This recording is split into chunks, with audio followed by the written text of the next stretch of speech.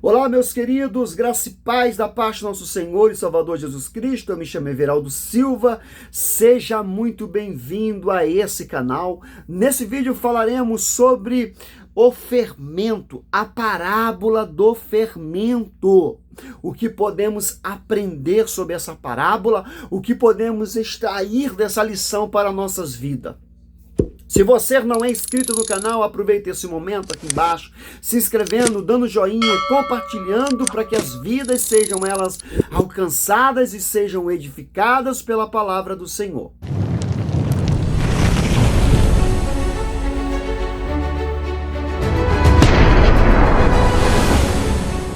A parábola do fermento pode ser encontrada no Evangelho de Mateus 13:33 e no Evangelho de Lucas 13:20 ao 21. Essa mesma parábola também é chamada de parábola da levedura. Vejamos o que diz o texto em Mateus. Outra parábola lhe disse: o reino dos céus é semelhante ao fermento que uma mulher toma e introduz em 3 medidas de farinha, até que tudo esteja levantado. Mateus 13:33. Vamos para o contexto dessa parábola. A parábola do fermento, Jesus contou essa parábola para uma grande multidão. O versículo 1 do mesmo capítulo 13 nos informa que Jesus havia saído de casa e estava sentado à beira do mar. Logo, uma grande multidão começou a se reunir em seu redor. Então, para melhor falar ao povo, Jesus entrou em outro barco que estava ancorado, enquanto a multidão ficou na praia, atenta para escutar-lhe. Nesse capítulo, Jesus contou uma série de 7 parábolas sobre o reino, sendo elas o semeador do joio, a semente de mostarda, o fermento, o tesouro escondido, a parábola de grande preço, a rede também. As 4 primeiras parábolas foram pronunciadas à multidão, lá em Mateus 13, do 1 ao 2 ao 36. E as 3 últimas parábolas acrescentaram particularmente aos seus discípulos, após Jesus já ter se despedido da multidão. Vamos para essa explicação e o que podemos aprender da parábola do fermento. Após pronunciar, para entendermos essa parábola e perceber que, juntamente com a parábola da semente de mostarda, ambas formam um par, meus irmãos, de maneira que seus ensinos se completam. A parábola da semente de mostarda se refere ao crescimento exterior do reino do céu, e a parábola do fermento se refere ao crescimento interior no reino. Em outras palavras, a parábola da semente de mostarda foca a expressão, falando de aparente no reino, querido, enquanto a parábola do fermento focaliza a atenção no poder interior do reino, que de forma visível exerce influência sobre tudo isso. Esse é o ensino principal dessa parábola. Sobre esse ensino falaremos.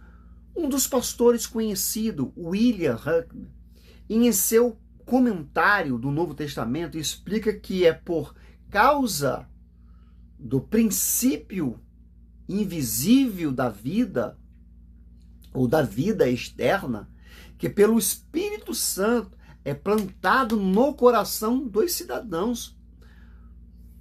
O que exerce o crescimento, ou seja, a influência que é o Espírito.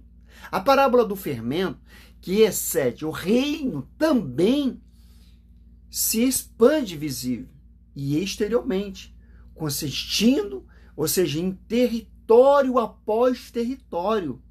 A parábola da semente de mostarda, meus irmãos. Meu conselho para quem pretende, preparar um sermão sobre essa parábola é de que separe as 2 parábolas citadas, pois certamente elas são as mesmas do sermão e ficará mais completa, meus irmãos. Jesus utilizou uma mensagem simples e objetiva nessa parábola, algo que facilmente pode ser compreendida. Ele descreveu uma situação corriqueira da vida de qualquer uma dona de casa da época, o processo de fazer um pão ou um bolo.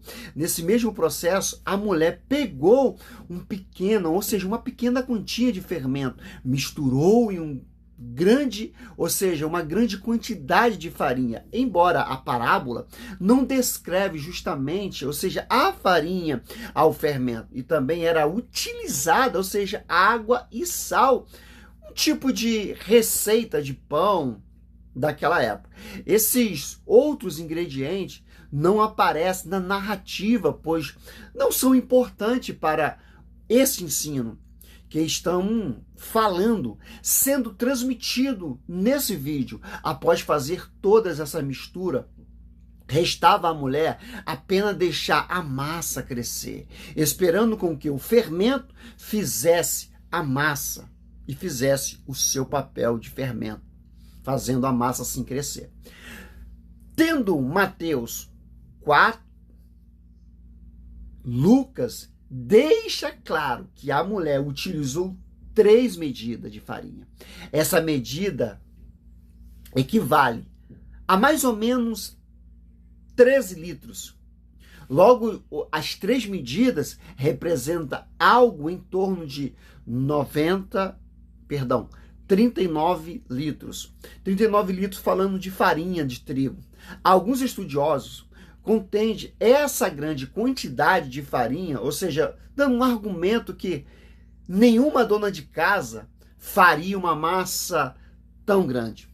Realmente, parece uma quantidade exagerada. Porém, não podemos afirmar se algo tão incomum, poderia ser. Pois será essa esposa, a esposa de Abraão, que fez uma continha semelhante lá em Gênesis 18, lembra? Gênesis 18, 6, quando os 3 varões foram à casa. Diferentemente de interpretações sobre a parábola do fermento, embora essa parábola seja pequena e simples, muitas sugestões de interpretações podem ser comparadas a ela. Alguns entendem que a mulher representa a igreja. Outros argumentam que as 3 medidas se referem ao corpo, à alma e o espírito e ao coração. A alma e a mente. Há também quem defenda que essas 3 medidas representam os judeus, os gentios e os samaritanos. Então, há algo escatológico nisso? É uma pergunta que faço. Outras discussões entre intérpretes é sobre a questão da levadura.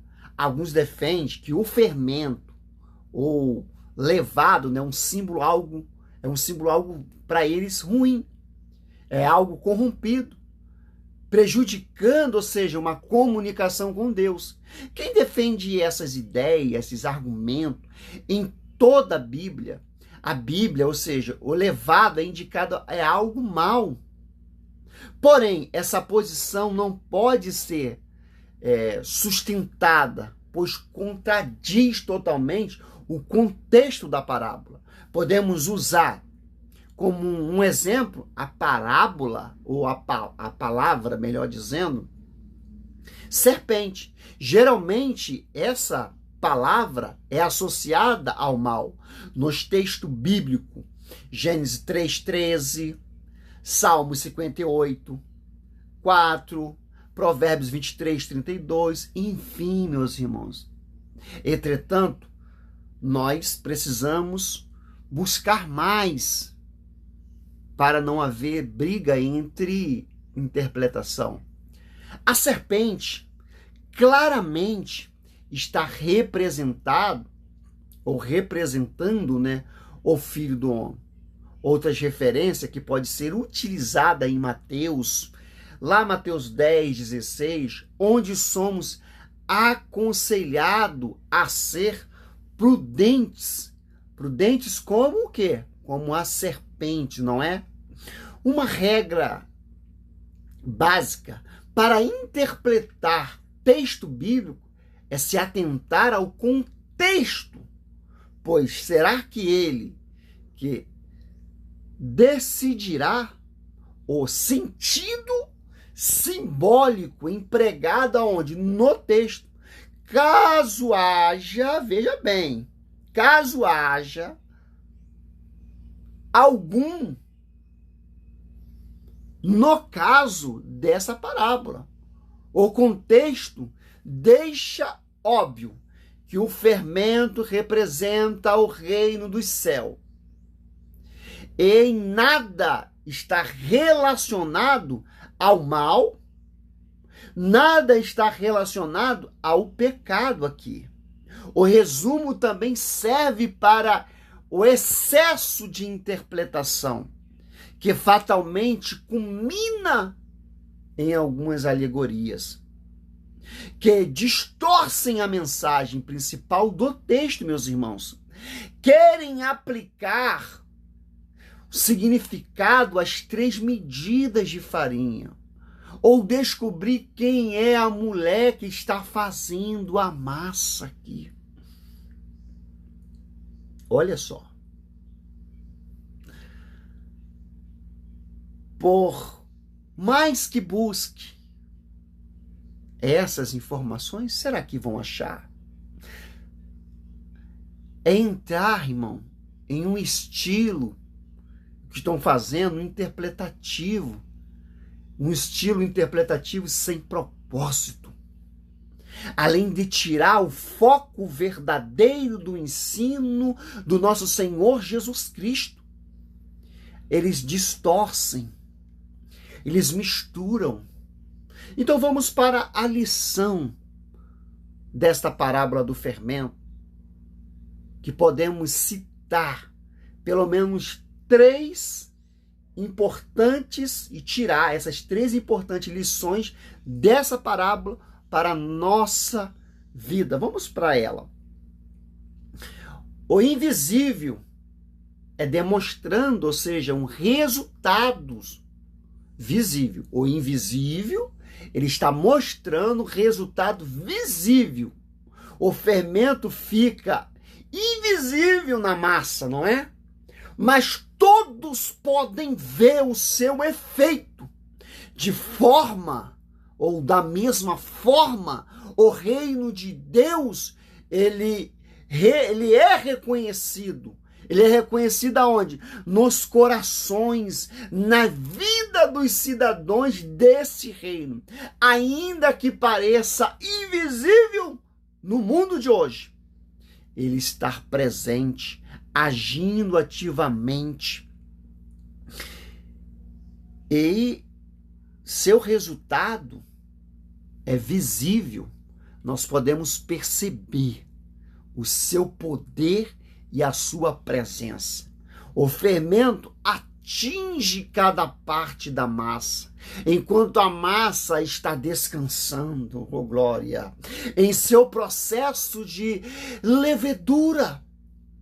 Está particular em cada sentido, atingindo cada detalhe, a fim de que ela cresça. Nós, como seguidores de Cristo, devemos fazer o quê? O reino do céu atinge cada segmento da nossa vida. Os cidadãos do reino devem combater as condições de miséria do mundo, devem ficar atentas às necessidades do pobre, prezar pela melhoria na educação, deve ser solidários às causas sociais legítimas, precisam defender a justiça frente a frente, as injustiças praticadas, devem agir com honestidade dos que foram eleitos para governar, precisam promover, né, essa moralidade, essa tendência, meus irmãos. Resumido, devemos agir como integridade em todas as áreas, a fim de que os ensinamentos das Escrituras sejam elevados em todos os lugares. Os cristãos devem fazer com que a obediência a Cristo reflita em toda a sua esfera da vida. Essa lição íntegra, a missão da igreja, essa é a conduta que é esperada de nós seguidores de Cristo, em cada segmento da nossa vida.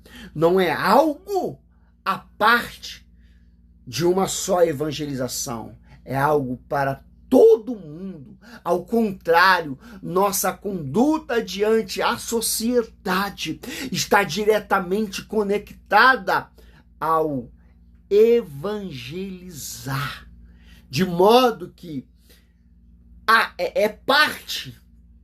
é uma parte integrante da missão.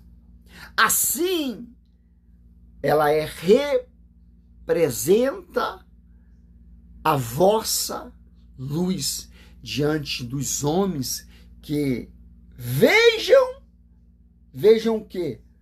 Em nós a boa obra, e glorifique o nosso Pai que está vivo no céu, e que tudo seja feito para a honra, para a glória e para o louvor do nosso Senhor Jesus.